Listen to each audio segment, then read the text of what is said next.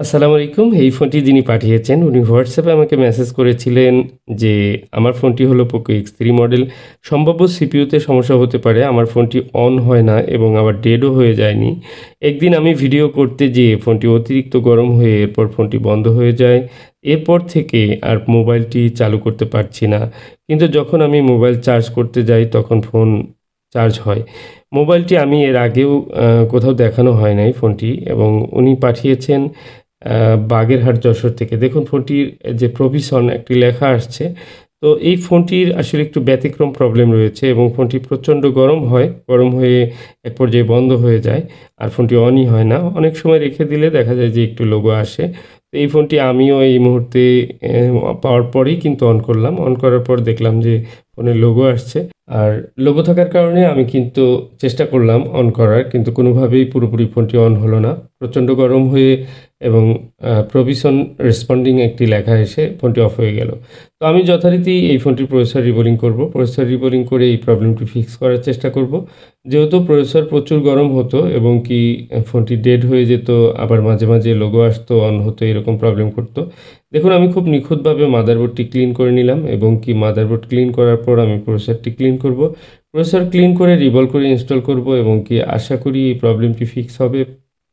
তো এই যে সমস্যাটি এবং এই সমস্যাটি জন্য পাঠিয়েছেন বাগেরহাট যশোর থেকে সৌরভ ভাই। আর এভাবেই আমার কাছে বিভিন্ন জায়গা থেকে অনেকে কুরিয়ার সার্ভিসে এই ফোনগুলো পাঠান। যেহেতু আমি দীর্ঘদিন যাবৎ অনলাইনে কুরিয়ার সার্ভিসে ফোন নিয়ে কাজ করছি। আর প্রতিনিয়তই এ ধরনের ফোনগুলো আসে এবং তারা অনেক বিশ্বাস আস্থা নিয়ে আমার কাছে ফোনগুলো পাঠায়। তাদের শখের যে ফোনগুলো সেগুলো সার্ভিস করার চেষ্টা করে থাকি। যতটুকু সম্ভব আমার সাধ্য অনুযায়ী আমি চেষ্টা করি সুন্দরভাবে কাজগুলো করে দেওয়ার। তো আমার সিপিইউ রিবোলিং এবং ইনস্টলিং সবই শেষ। এবার আমি একটু ঠান্ডা করে নেব। এরপর থার্মাল পেস্ট দিয়ে সরাসরি সুন্দর করে ফিটিং করব। তো সাধারণত এ ধরনের ফোনগুলো যে প্রবলেমগুলো হয় সিপিইউ ইস্যু এগুলো ফিক্স করে নিলে মোটামুটি লম্বা সময় ভালো চলে। তবে কিছু ব্যাপার রয়েছে পোকো X3 ফোনগুলো যেহেতু ইউএফএস 2.2 এই আইসিগুলো এখন বর্তমানে কিছু, কিছু আইসি প্রবলেম হওয়া শুরু হয়েছে এবং পোকো X2 মডেলগুলো এগুলোতেও সমস্যা শুরু হয়েছে।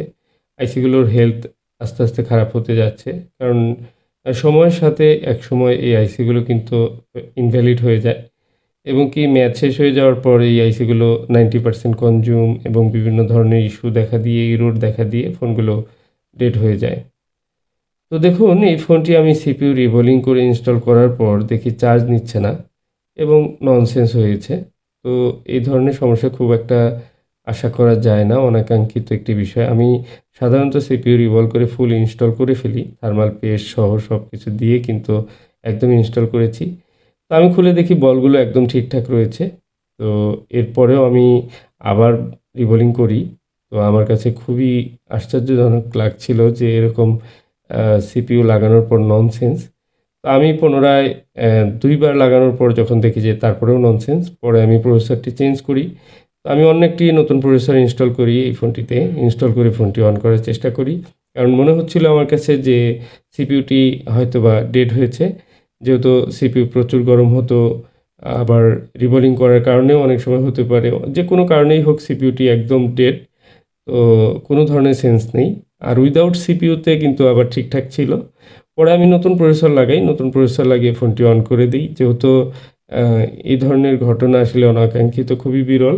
তারপরেও হয়ে যেতে পারে। এ ধরনের সমস্যা ফেস করলাম। আপনাদের সাথে এইজন্য আনকমন একটি ভিডিও শেয়ার করে রাখলাম। তো সবসময় যে সিপিইউ রিভলভ করলেই 100% হয়ে যায় এরকম না। অনেক সময় কোনো ফোনে কিন্তু প্রবলেম হতে পারে। সেটি সমাধানও রয়েছে। যদি সমাধান থাকে সেটি অবশ্যই করে দেওয়ার চেষ্টা করি।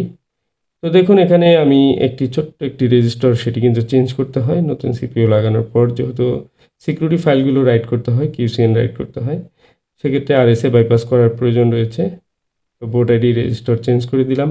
আর এই ফোনটিতে আমি গ্লোবাল রুম দিয়েছি এবং যে সফটওয়্যারটি সেটি একদম নতুন করে ফ্লাশ করে নতুনত্ব ফোনটি আবার চলবে। দেখুন আরও কিছু প্রসেসর চলে আসলো আমার কাছে পোকো X3 Proর কিছু প্রসেসর।